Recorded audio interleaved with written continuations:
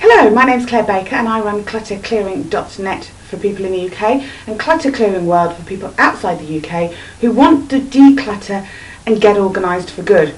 So, how do we declutter and make more space? I'm going to assume that you are decluttering because you want or need more space. Well, before the recession people used to move house in order to get more space, but now with things a little bit tighter, a little harder to actually move, people are having to actually learn what it is that we're trying to achieve.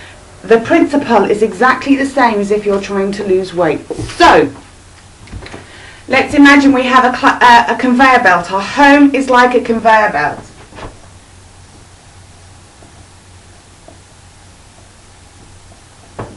There's our home.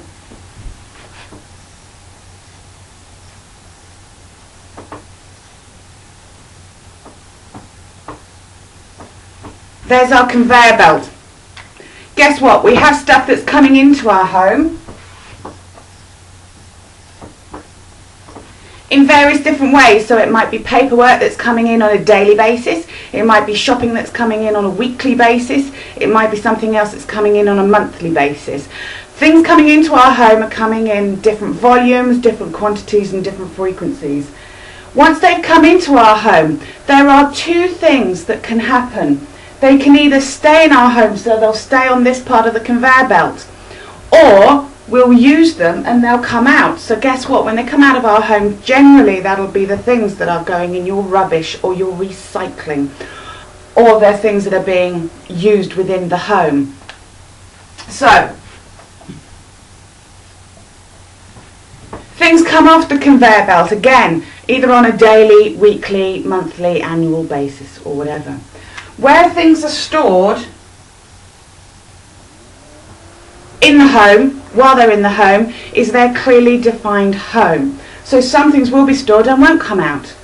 Okay, so what is the issue with clutter? Well, put very simply, if more is coming in than is going out, it's going to accumulate in our home, and there is only a limited amount of space in our home. We cannot physically make more space than already exists. Yes, we can use it more efficiently with the help of storage solutions, but storage solutions alone are not going to help our clutter issue. If you truly want to declutter and prevent the clutter coming back again, you are going to have to deal with both ends of this conveyor belt, as well as the clutter that has built up in the middle. So you're going to have less coming in, and you're going to have to get more coming out.